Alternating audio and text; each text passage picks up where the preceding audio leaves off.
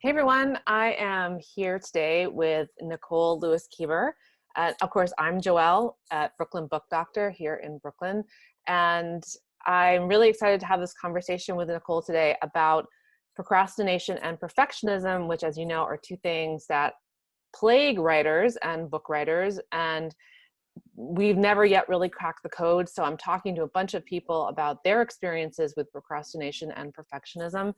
And today I really have the pleasure of talking with Nicole, who is I'm going to read from my card so I get it right, a business therapist and mindset coach for small business owners and entrepreneurs.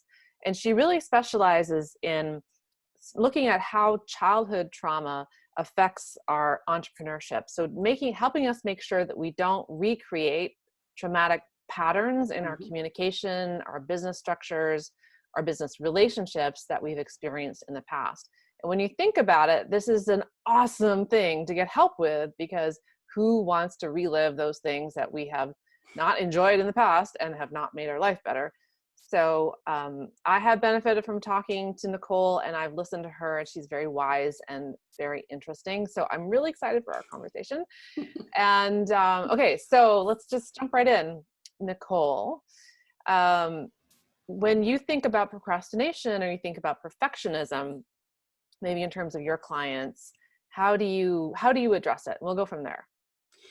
Well, because I work with people who have identified that some possible childhood experiences, maybe they've not identified as trauma yet, but they know that there is some voice from their childhood, their past, that is playing out and telling them, you didn't do this good enough, or don't do it at all because you will not do it right.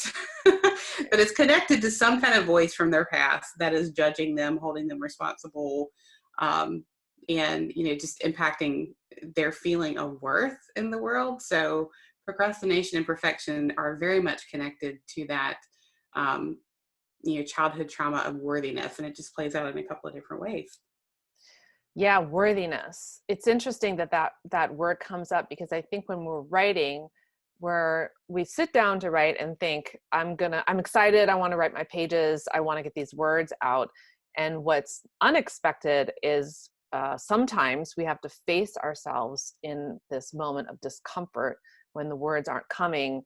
And it seems like it should be a straightforward just task, sit down and write. But in fact, that sneaky feeling of unworthiness can be underneath what we're doing, and that takes us by surprise. Yeah, it really does. So I would say the main pattern that I see is just that fear of judgment. The fear of judgment of, what will these words mean? Who can pick them apart? Will my message get across? And so that fear of judgment puts us in this place of being frozen. And, that trauma response of fight, flight, and freeze is a real thing. And it plays out in the behaviors that we have in our business, or, writing a book. And that freeze place really comes and bumps up against that procrastination, because if I move forward with this message, what will people think? Will it be right? Will it be good enough? Will it be perfect? What does perfect mean? And a lot of the time, the people who are really bumping up against procrastination in that way, that fear of judgment, have had an overbearing parent, typically in their childhood and their past, that had a lot of opinions about their agency over making a decision or doing something themselves. Or creating something, or expressing themselves, or taking a risk. Sometimes writing a book can feel like taking a risk, formulating your ideas in this big way for a bigger public. Yes, because the book becomes a manifestation of you in the world that is pick-apartable. And yes, so that fear of judgment around that piece of it can freeze us and put us into a procrastination place. Yeah, and that's when people get their houses cleaned, and they clean out their fridge and defrost their freezer and do a lot of rearrange their bookshelves and all those kinds of things.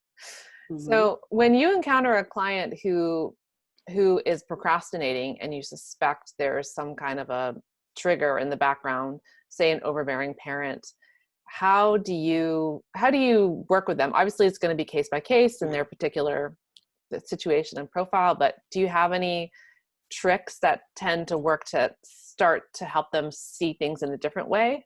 Mm-hmm. Yeah, and you're right. It is kind of different for each person. But what I always ask is, if you weren't procrastinating, what would the right outcome look like for you? Like, what is the thing that you envision you should be doing? Like, what does that look like? And then to get really granular about it, as opposed to, well, I would just write that chapter.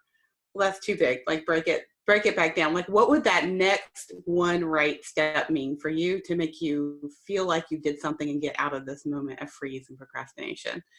So that's a question sometimes I'll ask around that, to say, well, what would that even look like? Because you're spinning in this freeze moment, or you're spinning in, we can disassociate through procrastination as well. Like moving away from the book, the page, doing something else looks like procrastination, and keeping ourselves distracted and busy. That can also be a disassociative type of pattern for us as well. So we kind of look at it, is it something like that? And another question I ask everybody about everything is, what benefit are you getting out of not doing the thing? Because you're getting something out of it. There is some payoff. So let's play with that. Mm-hmm. Yeah. So on the one hand, if you can take a small action in the direction that you're trying to go, so not writing the whole chapter, but sitting down and opening a Word document or a Google document, not opening Facebook, but taking the action could be a gesture in the direction of where you're going. That's small, it's doable, you can do it. There's no very low risk in that. Mm-hmm. And the other more complex inquiry might be, if you don't sit down and start writing this chapter, what's the relief you get from it? What do you not have to do, or who do you not have to be in this moment? You can, and then answering that could be pretty surprising, I imagine. Oh yeah. And the thing is what's funny about it is, if you can do that next, take that next step, whatever small it is, you can kind of determine that you are in distraction mode, and that you're just kind of, maybe what looks like procrastination to you in that moment is really kind of you sitting with the idea and kind of spinning with it, as opposed to being in action around it. And if you can take that next step pretty easily, if you can do that, then you can get on a roll and keep up with that behavior. If you can't do that, then it tells us that there's probably something deeper at play. So the action taking being that first, it's a test is what it is to see where are you at. So it's a test, to start off with. And what would be an example of something deeper happening? It would be, if that next right step in that little test to just do one thing feels too big still, and it's showing that maybe you're emotionally hooked around it, or the energy is feeling heavy. The next kind of question is, what am I afraid of? Because there can be fear there. So like, what are you afraid of? Are you afraid of the fact that someone's going to judge the words on the page? Or is it easier for you to sit in the discomfort of being someone who can't write, as opposed to someone who writes and puts their message out there to be consumed and So you've broken a barrier perhaps, and you've made yourself more public, and then you have to accept whatever consequences come from that, good or bad, but definitely unknown. And that could be more terrifying than actually cleaning your house. Exactly. I love how you summed that up. Not that I've ever done that. Me either. Or any other writer anywhere. Okay, cool. There was something else I wanted to say about success. I feel like it is a common theme for writers to when we're procrastinating or we're in a perfectionist mode, that sometimes it feels like falling shy of success, like that kind of failure, quote unquote failure, meaning like if I set myself the task of writing 2 pages a day and I fall short of that, all I do is open my Word document, then I have allowed myself, sometimes you have to do that, just to say, you can't always have a super successful day. But if it's been many days like that and I allow myself to quote unquote fail in that way, then I'm protecting myself from a bigger possible exposure, right? And Mm-hmm. um, I've heard someone say something like, when I'm very squirrely, like I'm like getting up a lot, I'm getting stacks, and I'm checking too many things, then it's really a question of really checking in with what is the thing that's not getting done right now that I'm trying to get to, and avoiding in some way. And Mm-hmm. sometimes there's not even a load, like there's not even some major trauma about it. Mm-hmm. It's just that discomfort of getting started. Mm-hmm. And is that at all related to procrastination or perfectionism, or is that just like human nature of like, I'd rather be on Facebook than? I think it's human nature because, let's not forget, we are, human beings have biology and chemistry that rewards certain behaviors, and sitting down and grappling with the challenge of getting some words down on the page is not gratifying. Like, we don't get the payoff right away. Right, that's true. Jumping on social media, like we literally are getting a chemical, hit from Right. doing that thing. So it is biology, it is human nature. And that distraction piece is some people use that distraction to contemplate, and some people use it to avoid pain and fear because procrastination keeps us safe in a lot of ways, so it can be all of the above.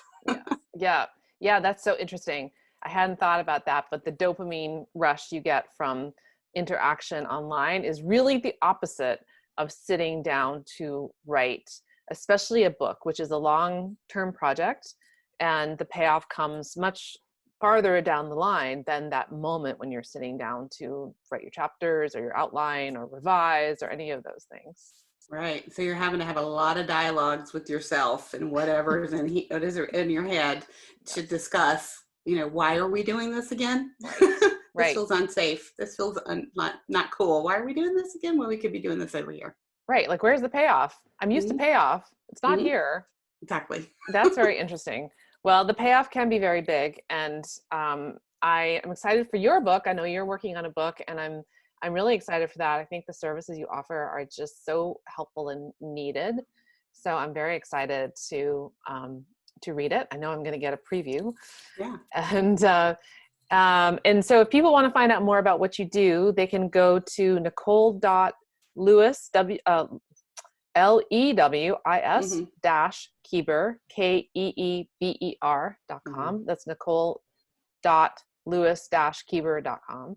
And I'm really happy that you joined me here today, and we're going to talk a little longer, and I'm going to post that in some other part of my forum. So thank you so much. And Thanks.